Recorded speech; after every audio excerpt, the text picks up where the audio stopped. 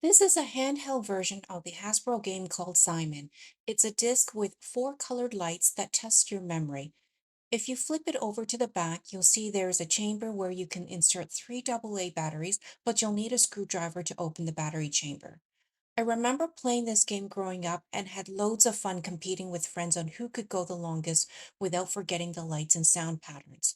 To play the game, it will present to you random sequences of flashing lights accompanied by audio tones for each flashing light. And all you need to do is repeat the pattern by pressing the colored pads. When you first start the game, the pattern is easy to repeat, but with each correct pattern, the pattern gets longer. And the great thing about this game is you can also play it solo so you can practice your memory before playing with friends. Here's a demo of what it looks like and what it sounds like. Listen to the audio beeps that accompany the flashing lights, and when you get the pattern wrong, it will let you know as well.